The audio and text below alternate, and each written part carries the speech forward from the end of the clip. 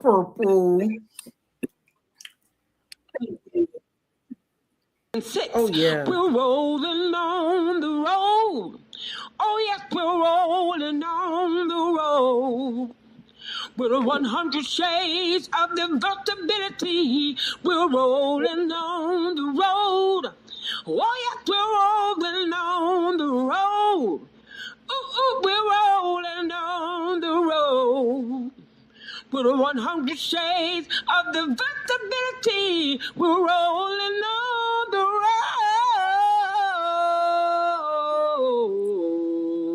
road. Check it away, Cousin Kim. 1, 2, 3, 4, 5, season 6. We're rolling on the road. Oh, yes. Afternoon. We're so happy. Tuesday, March.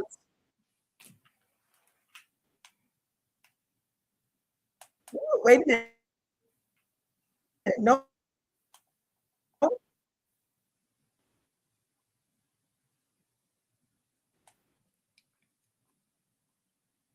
We're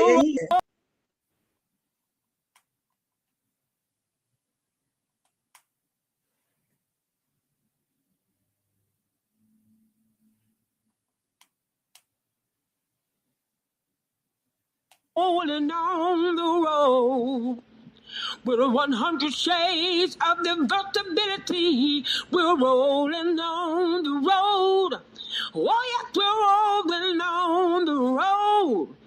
Ooh, ooh, we're rolling on the road. We're 100 shades of the invertibility. Frozen. There we go. I think we back. You there? Yes, I'm here. There we go. Hey, Dr. Vertanji. She said, good day. Good day to you too, honey. I'm telling you, I always know when it's going to be really, really great. There's always some kind of technical difficulty, but I don't let all that get worry me. Because if I did, it might make me lose my hair. Yes, yes, yes, yes. And I don't have no hair to lose. I don't know about y'all, but I don't have no hair to lose. Anyway, good afternoon. Today is Tuesday. It is March 10th. Can y'all believe that it's March already? Already. And I have the honor to introduce this amazing woman in the person of Dr. Y'all drum roll, please, Dr. Terra Defoe. So I've been trying, I want to say for about 6 months to get in touch with her, to have her on the show. I can't tell you how many people have recommended you to be on the show. Wow. So yes. Timing You have is been recommended. Thank you. It is.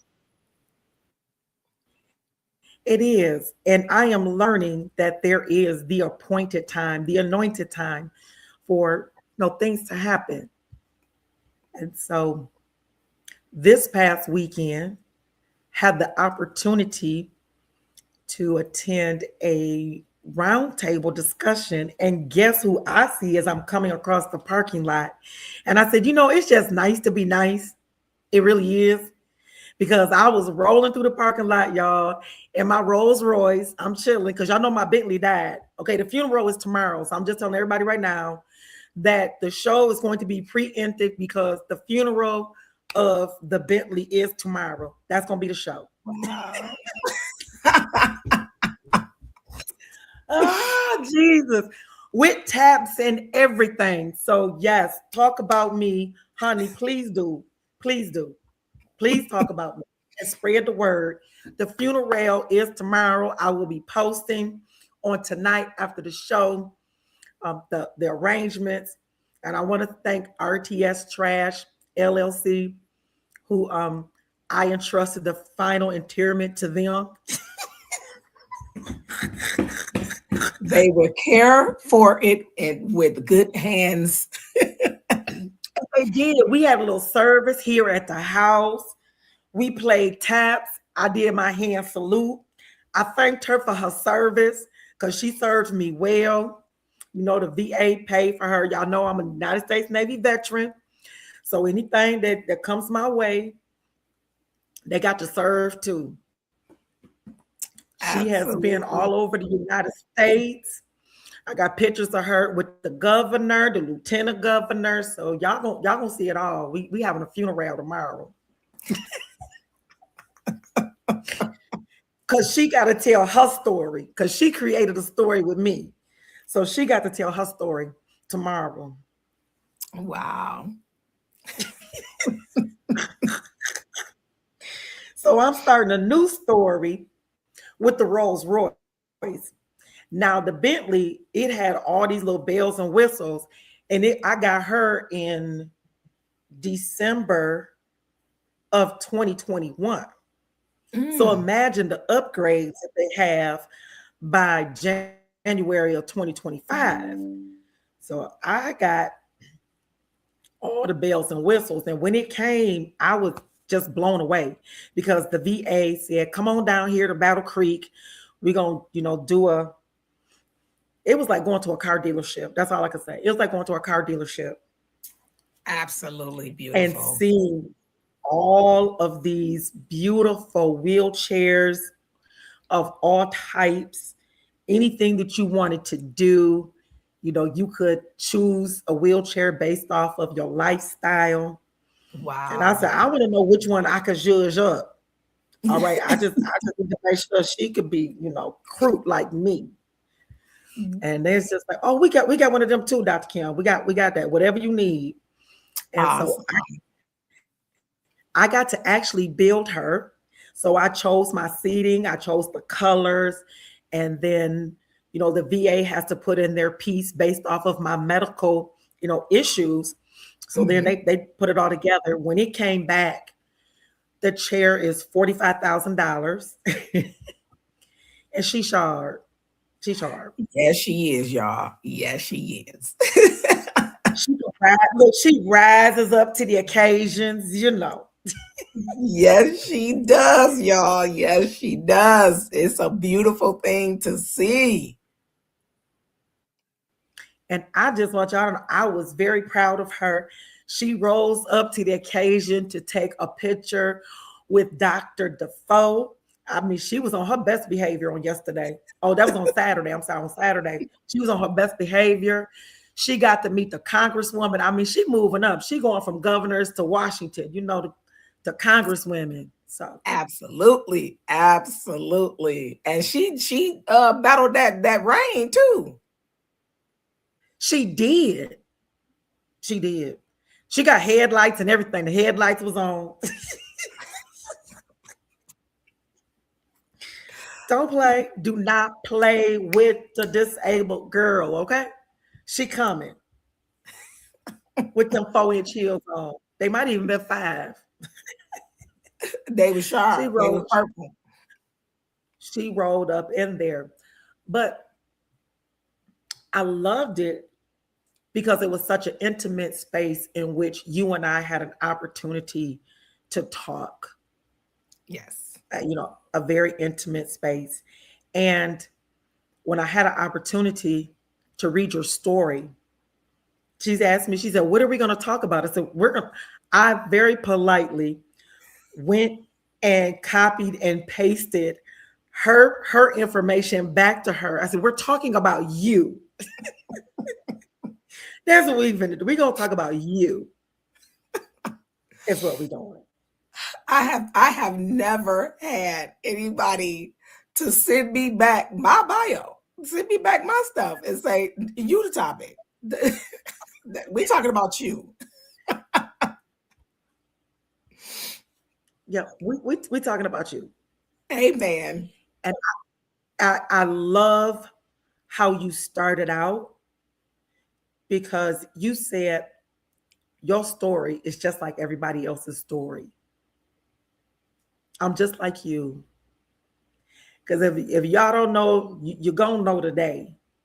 She is the elite of the elitist. I mean, currently you are the political director for Congresswoman Haley Stevens. And are you still connected with Alyssa Slotkin? Yes, yes, yes, yes. So the other piece of that, she's in Washington as well. And I believe that you kind of coordinate what she needs to do here in Michigan as well. So with Senator Alyssa Slotkin, I left as a senior advisor to Mayor Mike Duggan, who I served for 10 years. When he took office in 2014. Hey, wait a minute, y'all. Wait a minute, friends and neighbors. He getting ready to run for governor. So y'all look, you see where she going. Y'all need to track with her. Okay, all right. So I served with Mayor Mike Duggan as one of his senior advisors. My area of responsibilities were faith-based, senior citizens, homeless, returning citizens, and gang intervention, and veterans. And so after doing that for some time, 2023, Senator, then Congresswoman Alyssa Slotkin decided to run for U.S. Senate to fill the seat from former U.S. Senator Debbie Stabenow. And so I joined her team in 2023 as her deputy political director. And as you see, we got her across that finish line. It was a lot. Election night. All our nerves was doing, but it was interesting because, if you remember, if you recall election night 2024, everyone had given their speeches, through the Democratic Party. Yep. Everybody took the stage, and we were still, waiting for those numbers. And the other candidate, he was far ahead. And we how we gonna make up this ground? And I remember, we all were staying down at Motor City, and I told my daughter, I said, you can keep the room. I got to go home and pray. Because I'm like, Lord, you don't put me on losing teams. And so I need to understand what is happening tonight. Everybody else is giving their numbers have come in, but yet we're still waiting on the senator's numbers to come in. And I just remember God reminding me that he has the last say and to be patient. And so I remember it felt like I just dozed off and went to sleep. And I got a call about 6 a.m. explaining that some numbers out of Detroit and some other cities in Wayne County had not come through yet. And so the senator, we were like, hey, you're going to have to call the mayor, and so the mayor, the senator called Mayor Duggan. Mayor Duggan called the clerk called her deputy clerk, and they got in there to start processing those precinct numbers. And then it was other cities who numbers started coming in. So we went from a negative, then we started, being equal. Then the numbers started surpassing his numbers, because remember, all of his numbers were in. So it was no more numbers for him to get because all of his numbers had been accounted for.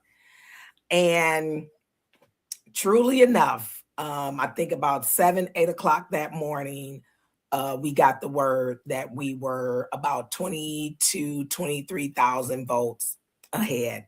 And they called the election. And I just had to praise God, because I'm like, Lord, you sure enough know how to make sure that the world saw what happened here, that there was no misunderstandings of what happened here. And so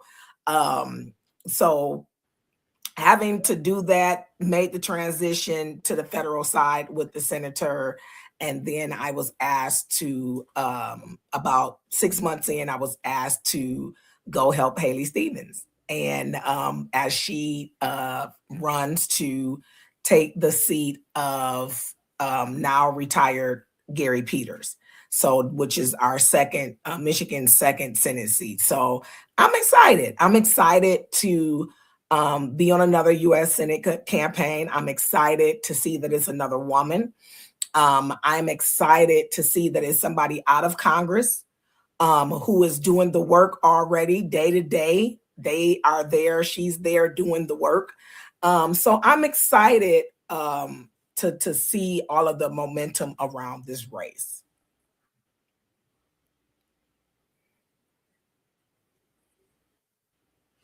It is exciting. And to be at the table, I want to say good afternoon to Dr. Vertanji Kendricks, who is watching from Detroit, Michigan. Hey, Cheryl Lynn James, thank you for tuning in on today. The time is now 17 minutes after the hour. It's 4:17, and you are tuned into Rolling on the Road with Dr. Kimberly. And my guest today is Dr. Terra Defoe. And if you don't know, you're going to know today that she is, a big wig, y'all. She truly is. And she's doing her thing as a Black woman, creating her story in the political realm. So she is currently the political director for U.S. Senate candidate Haley Stevens, and your position with Alyssa Slotkin is? So I'm still a part of her political team. So I just, because I've come off the federal side, so I just kind of still serve as a political consultant.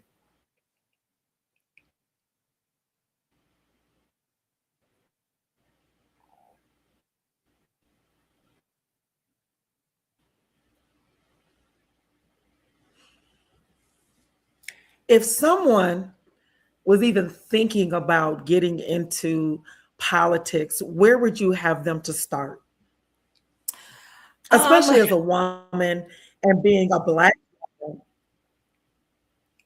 If they're getting into politics to serve, or they're getting into politics to be a candidate to take on a seat, those are entirely two different conversations. And I always share that with people who are looking to do that. First, where are you? What are you doing right now? Are you engaged in your own community? Are you a part of a faith-based organization or a civic organization, a union? What do you do in your space right now? And in that space, are you reaching out on things that are of value to you? So, meaning, are you a part of organizations that uphold, if education is a big piece for you, are you a part of things that are big around education? If it's human services that you are that is an interest for you, then are you a part of groups and organizations around human services? So you have to find the connection of what is your heartstring along with where you want to go, because it doesn't make any sense if you are a healthcare person for you to be in an organization that is talking about saving the whales. That's a waste of time. They people who are saving whales, they have a whole different conversation than what you do when it talks about healthcare or human services, because they are talking about species, they're talking about mammals, they're talking about a thing that can't speak for itself. So you have to take that gift and that tool that you're using and put it in the correct places. If it's a elected official office that you're looking, then let's start as a precinct delegate. Let's work as a precinct delegate. Let's look at, again, serving on other boards and committees within organizations that are of interest to you, so that you can learn the process, learn what bylaws are, reading what the Robert Rules of Order is really about, so that you know how to conduct yourself when you're in these type of settings. Precinct delegates. I started off as a precinct delegate, which was actually very funny. I was working for the Michigan House of Representatives, first time I ever had a job working for the House of Representatives or even in this field. I was a grant writer, and I'm still do write grants. But at the time, I was focused on writing grants, and a gentleman, former state representative Fred Durall Sr., convinced me to take a job for the Michigan House of Representatives Democratic Caucus. And I had just came off the Bush election with registering people to vote. So it was, like, oh, okay, this is a little different. But it was the best thing for me because I was able to learn a lot of things that I saw happen, but didn't know how the logistics and all of those things work. Ran for precinct delegate, and I remember those two women that I made a little kicker card before kicker cards was popular. And I stood at the precinct. I stood at the voting at my voting precinct and handed out my card, introducing myself. My kids, we lived in an apartment building downtown Detroit. So my kids went and put the little kicker cards on people's cars at night. We slid them up under the door at our apartment building. And I wound up beating the gentleman who had been the precinct delegate for 10 years. I beat him by 2 votes. And I tell everybody, I know exactly who those 2 votes were. And it was those 2 women who said they never have seen a precinct delegate stand outside and actually talk to voters. So that was my first thing. And so when you become a precinct delegate, you start getting these mailings from elected officials who you going to play a role in their campaigns. And so I started getting letters from then Mayor Kwame Kilpatrick. I started getting mail from state representatives and state senators. Debbie Stabenow, I received a letter from her congratulating me to my new position. Kim Trent met with me, and we just, talked. And I'm like, what do you do? And so she started telling me what she did for the U.S. Senator. And I'm like, that sounds cool. And we just talked about how do we get out and just get voters engaged? How do we keep the community engaged? How do we keep the precinct engaged? And that door just started opening more and more and more. So then I started working on campaigns. People, when you carry yourself a certain way and you take care of your business, people, obviously will like you and ask you to come back. And so that is how that door opened for me. So if you're looking to get in politics, if you're looking to serve in politics, I always say start precinct delegate, learn the basics, and then work your way up. Work your way through city government or work your way up through other levels before you just, roll out of bed and be like, oh, I'm going to run for U.S. Senator, with no experience. And that doesn't look good. It just doesn't look good. You may sound good to people. You may get some people that may agree with some of the things that you're talking about. But people who have really vested their vote into candidates on different levels, they're going to compare you. They're going to compare, can you really deliver what you're saying? And if you have nothing to measure it to, nobody has anything. I can't say that, if you just rolled out of bed and decided to run for something, what do I have to measure what you can actually do? Because you haven't been elected to anything.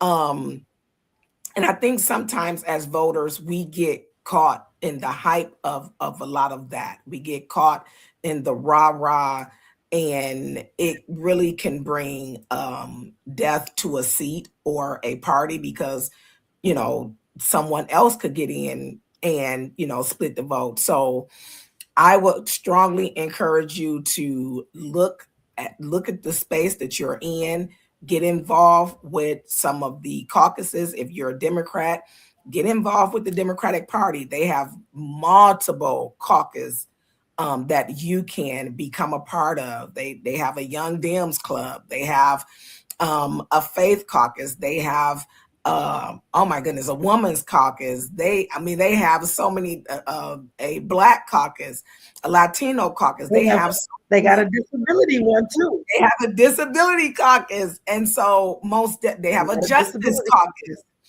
right? And so they have a veteran caucus.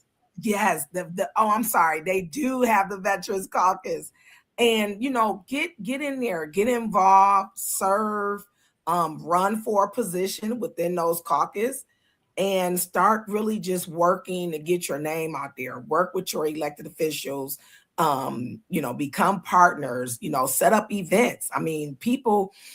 We love events nowadays. We got, beer and pizza and wine and cheese, events, and, we have all kind of events. And host a little house party or find somewhere where you can pull people together. But most definitely you want to be able to learn how to get people engaged and get them mobilized.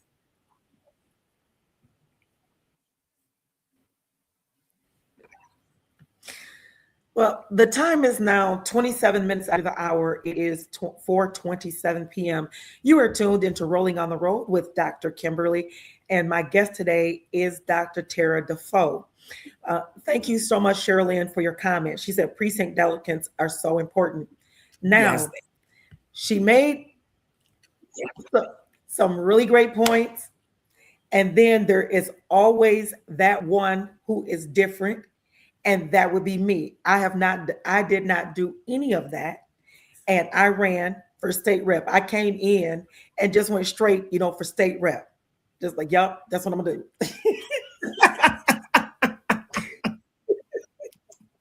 Hey,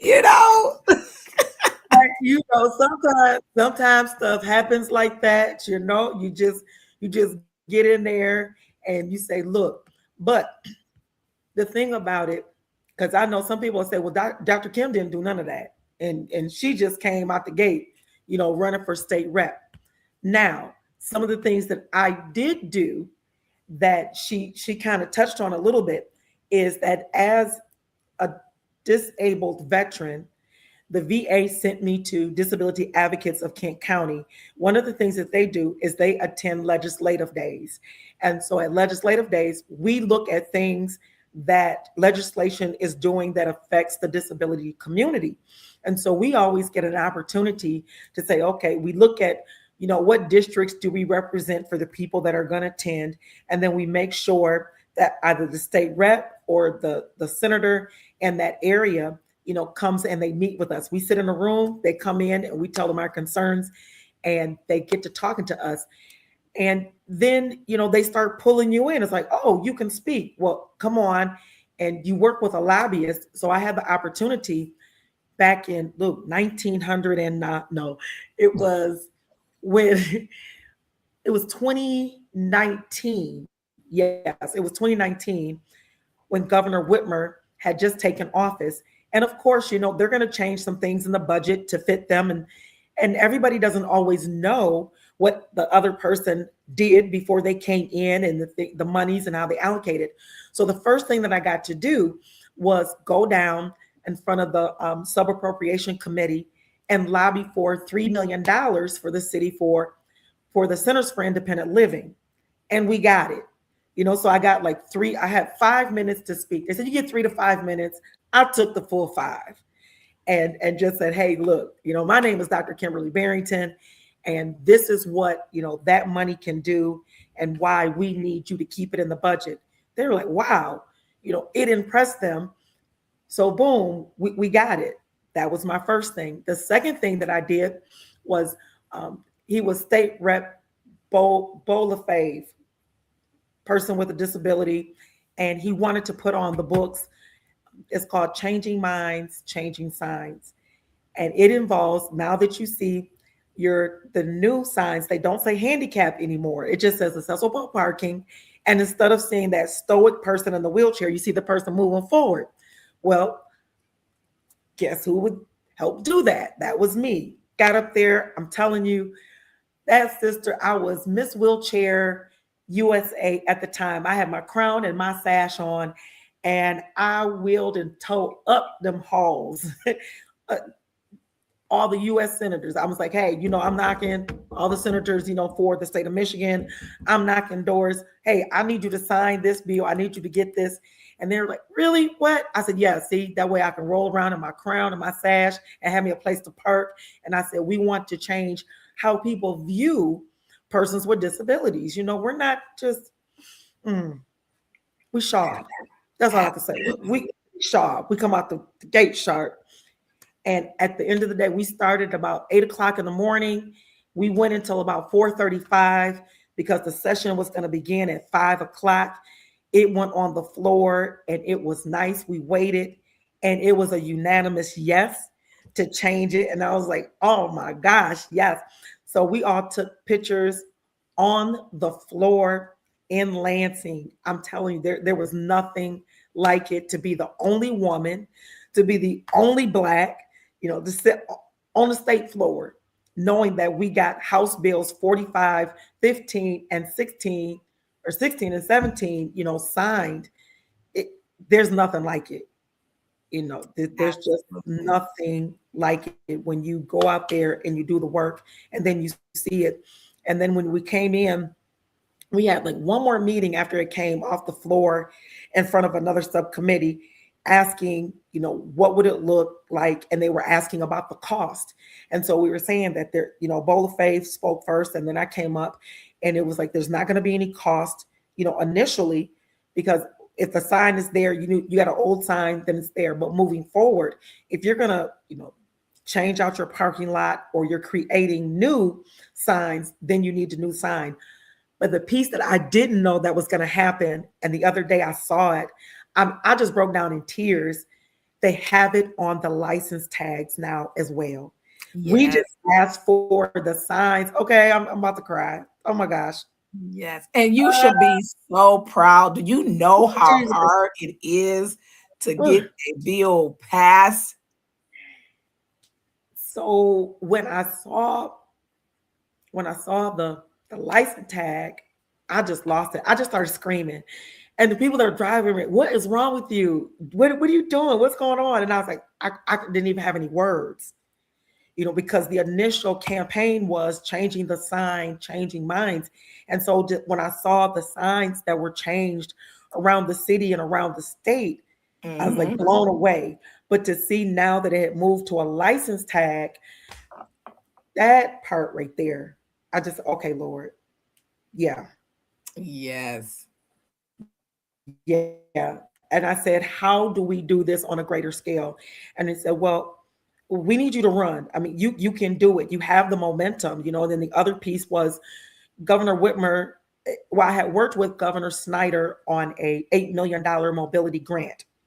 And so each collaborative group could get up to $1 million to provide transportation to the disabled, veterans, and the elderly.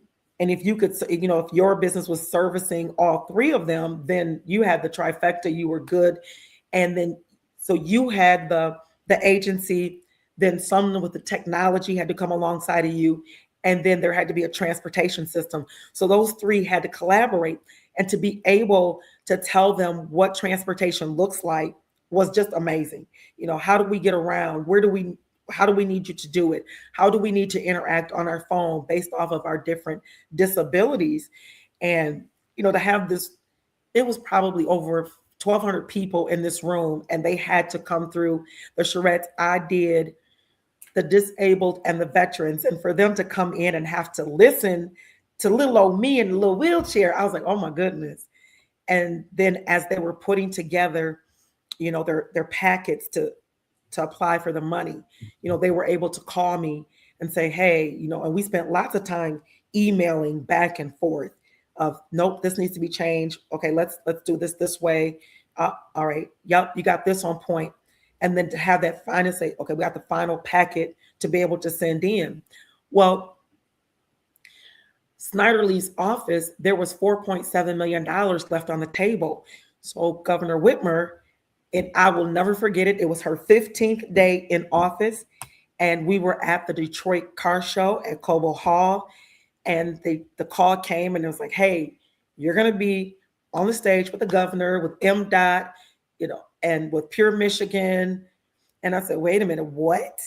I said, no, how you can get the director of the Center for Independent Living for the state of Michigan can do this. They were like, no, you were the one that we called in to do this. So you're gonna go up there and you're gonna have the conversation with her. And I said, oh my gosh.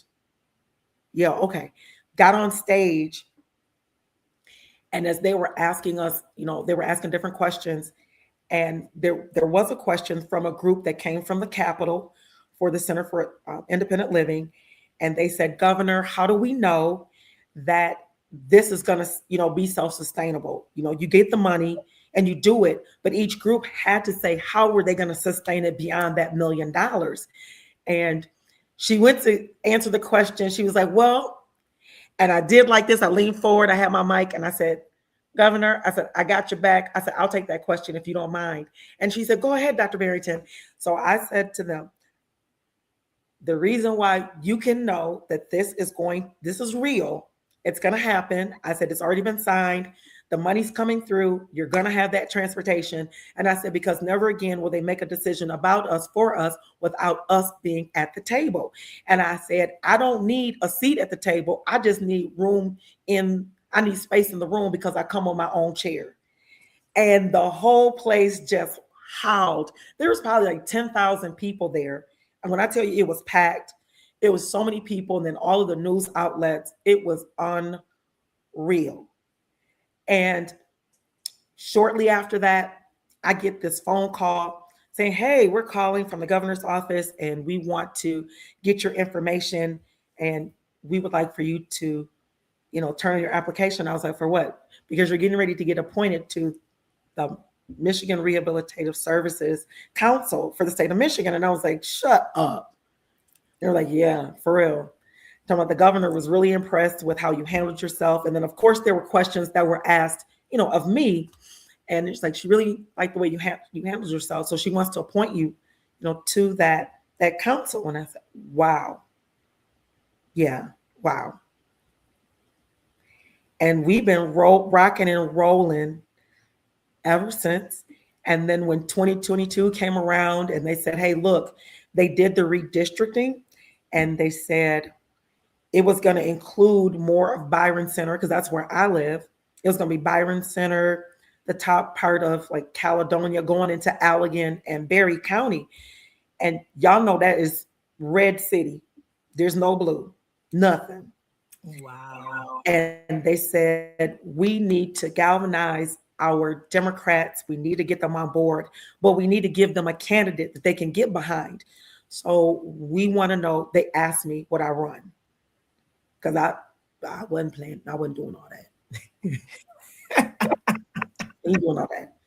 So sometimes, you can do enough work that's impactful and you see and get to know the right people. Absolutely. And you kind of get in that way because every year after that, I was always there for legislative day. Then I got invited to the State of the State address, with the governor, even got to sit with her family. And even that year, that was in 2019, I got invited to her home for the Christmas party. So it's just, being at the right place at the right time and really putting in the work, in your sphere, I guess, of influence, if you will. And if you look around, you don't see, let alone a person with a disability that's out there on the front line. And then I'm a woman, I am Black, and I'm a veteran. So you can't help but say, yeah, let's figure out how do we get her in here? And she got a big mouth. She could talk, y'all. She could talk. And I don't talk just to be talking. It's just, it's nice. And, one of my things on my platform was to make sure that veterans could keep their home because if you are a veteran out there and you're watching, you have a lot of tax exemptions. Like you don't have to pay the tax when you purchase a car. Many of you don't know that. You just got to fill out your paperwork when you go to get your car. That is what our governor has done for us is that we don't have to pay taxes when we purchase a car. We don't have to pay the taxes when we go to purchase our homes. But what was happening is that we have to fill it out every year. If you have a disability and if you're a veteran and you have so many things that are happening, maybe you forget and it doesn't happen. So that means you end up paying taxes on your home that year. You're not supposed to. And I think you should be able to get it back. But I had that as part of my platform. And when we all had an opportunity to do a round table and meet with the governor, she looked at me, she says, "So Dr. Kimberly, that's true?" And I said, "Yes, ma'am." She checked with Zanetta Adams, who was the Michigan Veterans Affairs Agency director at the time. She says, "You mean these veterans have to go every year?" She said, "What are you asking, Dr. Barrington?" I said, "Number one, I'm asking that we don't have to do it every year. How about every 3 to 5 years? And I'm also asking that if the veteran dies, that that exemption still stay with the home as long as it's being claimed as the homestead." And just like a baby, y'all, you carry a baby for 9 months. 9 months. I gave it to her. Did I get my seat? No, I did not. But did I win the election? I did. I won. I won the heart of the people because I was able to bring them together. We have several Democratic parties now in this area where we did not have it. So Absolutely. what they asked me to do, I got it done, made it happen. I met with them the whole time, for more than 6 months, met with them. And sometimes we had to truly meet in secret, in poll barns. I'm telling y'all, this was an election that I will never forget. I'm meeting people clandestinely in pole barns, in people's, extra hidden properties because they were so entrenched, with the red coats, if you will, in the red party. And they weren't letting their neighbors know that they were voting Democrat, that year. And I just thank God that he had me covered because I had threats on my life. They said it to my face, and I said, "My Lord, have mercy. What have I gotten myself into?" But I thank God because when it was all said and done, I got to do what has never happened before as a woman, a veteran, a person with a visible disability.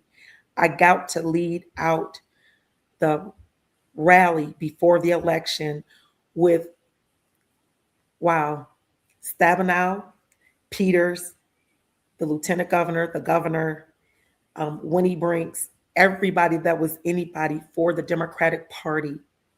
When we had that final rally that Sunday before the election on Tuesday, I got to lead out and do the opening speech. Oh, wow. Oh, wow. That's beautiful. So I thank I thank God for my time, and I haven't stopped.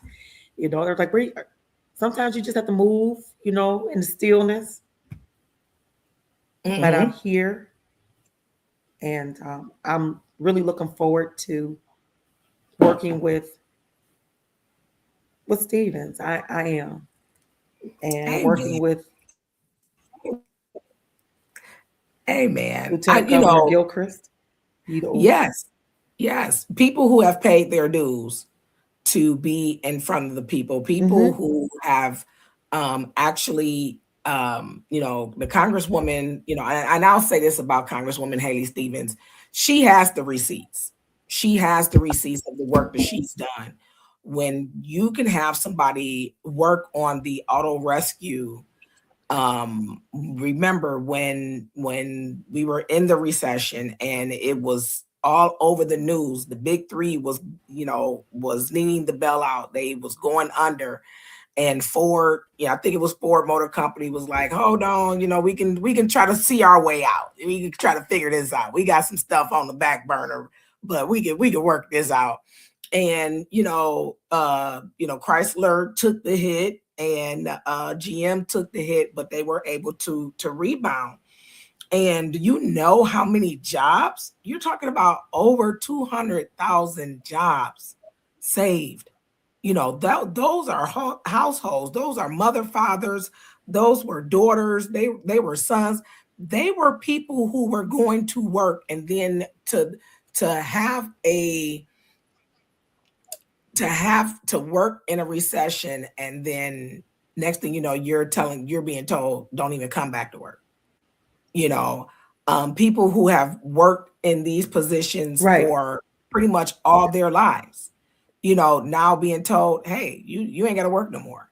You know, so you're talking about, you know, a congresswoman who has had challenging campaigns before. She's flipped Republican seats.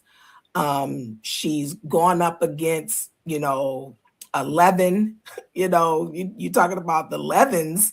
That is a political name. That is a solid name in southeastern Michigan, and yet to take that on and to win that seat. So she has the receipts Yes. of about being a effective lawmaker.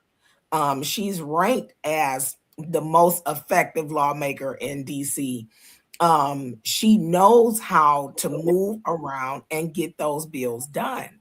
And so I not only, you know, work for her, but I also, that's where my vote is going to be. I take my vote very serious. I look at a person's ability to get the job done. And I saw this same situation just in 2024 with Senator Slotkin. And I'm sure Sherlin remembers the same thing.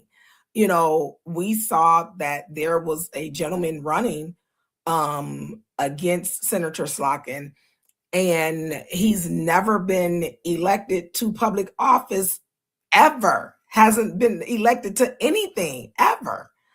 And to come into Detroit like he's lived here forever and he's been a part of the community forever, that wasn't the case. And so what I felt was the disrespect was, so as Black people, we have to go get people who have no political experience and, you know, can have some name recognition and put them over, like literally put them over elected officials that have been here and have ran and worked campaigns and was able to win. I just did not understand, why would we do that to the highest seat in our state? I can understand if it was, you know, a city election or a county election, but to take someone with no experience and put them at the highest seat in our state, I had a problem with that. And so we worked very hard to, of course, to get the Congresswoman across the finish line. And she put in the work. She had to take, you know, those blows. She had to work just as hard. And I'm watching Congresswoman Haley Stevens do the same thing right now. She, you know, as soon as if she puts up a post that says the sky is blue, I guarantee you within 10 minutes you'll have 20 people saying the sky isn't blue, it's green. And you know, they talk about her looks, they talk about the way she talks, they talk about this woman so bad. The bullying, the political bullying is so disgusting. I'll say disgusting. It is so disgusting. And the other candidates should be ashamed of themselves for allowing people who support them, or even giving the charge to do that to somebody else's page. The dirty tactics of politicking, people are over it. They're so tired of it. People hate it. And they don't realize, these candidates don't realize, people are going, you're running votes away from you. When they start seeing you attack another person in the way and the matter and the mass that they have been doing to Congresswoman Haley Stevens, people are like, you know what? It must be something about this woman. For her to get attacked on social media the way she does, people are looking into her. People are donating money. They're like, you know what? It got to be something good about you, because if you weren't about it, then they wouldn't be attacking you. So it's really sad to watch, but you know, we're going to keep moving. We're going to keep pushing. Like I said, she is the only candidate with 3 seats. people are promising free this and free that, and we're going to do this when we get to the Senate, not realizing you gotta work with other states, and maybe what you're talking about another state don't want. So how are you going to push something that you ran on and push it down the throat of somebody else? Yeah. And then when you don't get it done, do you come back and apologize to those people? Do you come back and So apologize I saw to the that voters? as I was running. I think, Yeah. yeah. You're Like I not going saw to that get, when I was running. yes. And you're not going to get So the people, and everything what I that you want. loved, mhm. So I saw that when I was running. And what I appreciated is that some of the news outlets would comment about she and I and how she was running the campaign and how I ran mine. And, I'm not trying to give into it, but I just appreciated how they would cover me and tell her she needs to act more like Dr. Barrington. We have a ton of questions here that we need to get to. And the first one is, how do you bridge? Let's see, wait a minute. Let me get the whole thing up here. Let's see. How have you navigated the bridge between the community and politics when the voters or the community are disengaged? I like to first I do my research. I come in, I meet with people individually to kind of get a scope of what's happening, to find out where the disconnect happened. Because sometimes a disconnect happened from an election between two beloved people in the community, and it tore the community apart. And so I like to come in and kind of see what people have to say. And if it's, about, the election of two individuals, I'll sit down and go talk to those two individuals. You're going to always have a winner and you're going to always have a loser in a election. So go talk to both of them and find out, okay, what topic can we agree on? Is it education? Is it gun safety? Is it domestic violence? Is it auto insurance? Is it property taxes? What can we agree on together? And then how do we work to educate and engage the community on those topics? And so when you start talking to individuals who have the ability to bring communities together, then you bring in other stakeholders. You bring in your faith-based community. You bring in your unions. You bring in other elected officials. You may also bring in an outside voice, from media or a community leader this is their topic, this is their baby, but they can go anywhere and talk about it. And let's start having that community conversation. Thank God for technology, right? So you can start having Zoom meetings about a specific topic and have those individuals come together to talk about what can we do right now. I remember I was working for then Senator Tupac Hunter, and there was a issue. And the Wayne County, our current Wayne County exec, Warren Evans, was then the sheriff for Wayne County. And there was a high school that clergy were complaining that the Dearborn police was harsh on the students from Inkster. Well, this school, if you cross the railroad tracks, you like in Dearborn or Dearborn Heights. I couldn't remember which one it was. Might have been Dearborn Heights. But it was the division of this railroad track. But the kids had to get through this railroad track to get, to go home. And, parents was at the meeting. So I first talked to the sheriff and I said, is it a way that the sheriff's department can take on when school is letting out that they're making sure that these students go the way that they are supposed to go?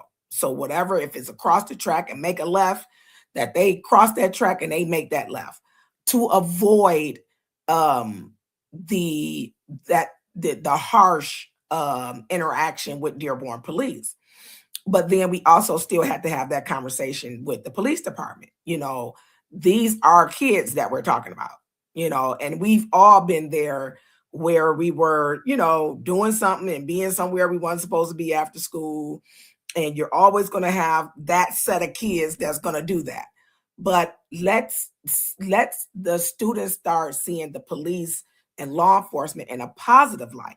So now they're seeing a Black sheriff, and then they're seeing more Black men sheriffs, and now you start having this community engagement and activities with students to let them see law enforcement is not your enemy. They have a job to do, but they're not your enemy. And so how do we come together? So the faith-based community, law enforcement, both agencies was able to work together. And it as they reported out, it was less incidents.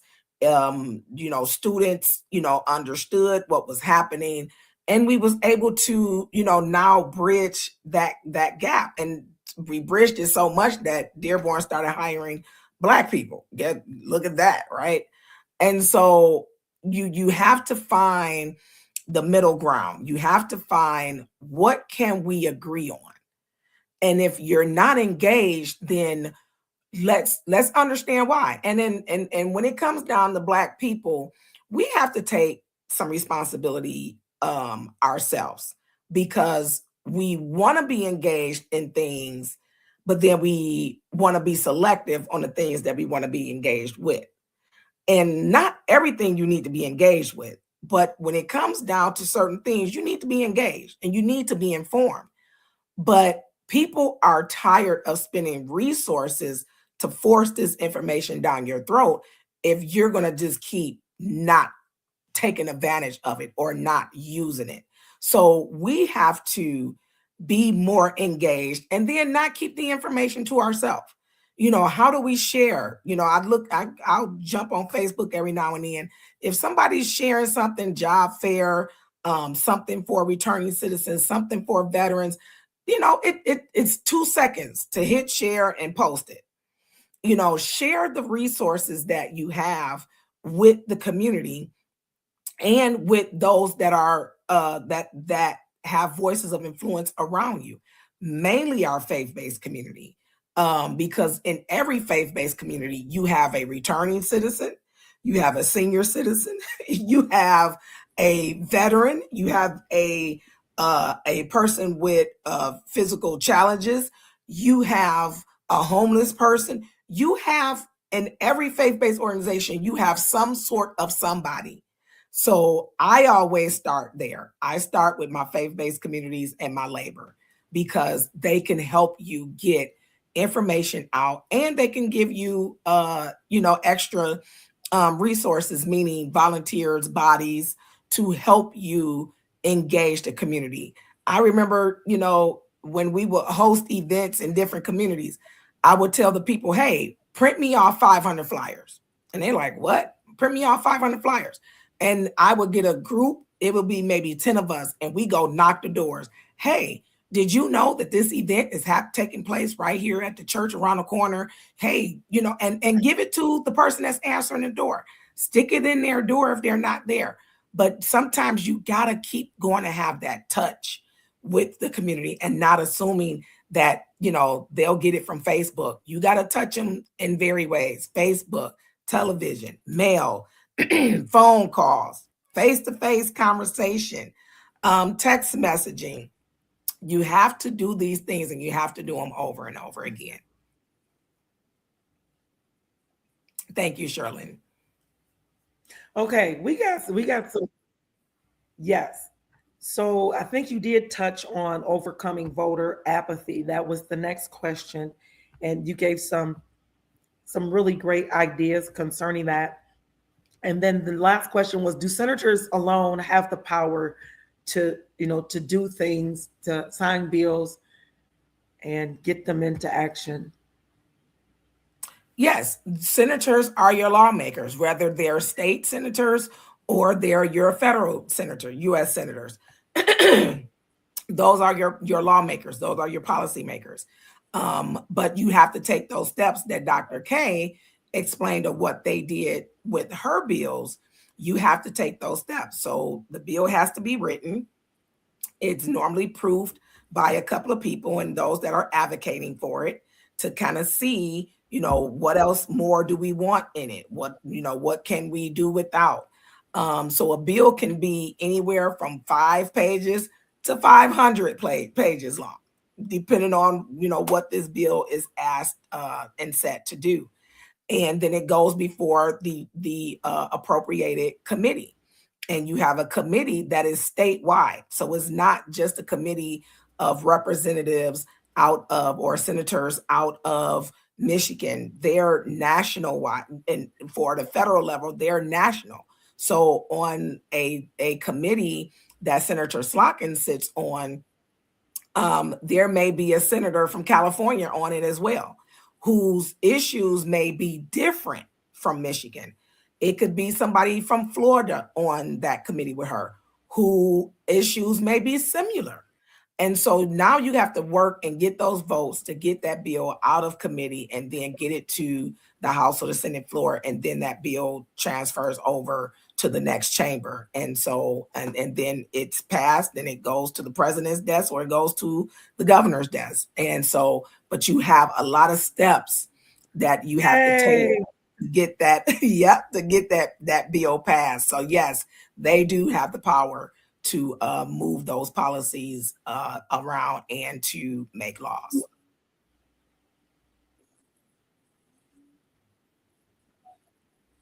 Okay, we want to say thank you so much to Shayna Thomas, who's watching. She is all the way in Bel Air, Maryland.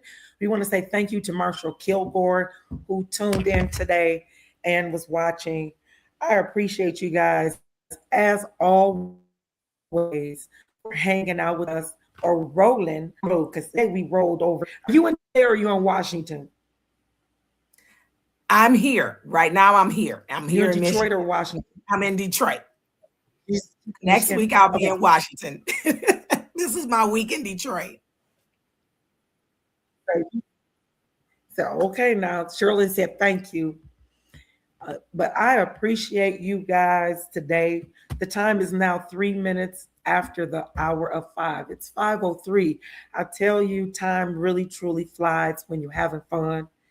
And we didn't even get to half of what I really wanted to talk with you.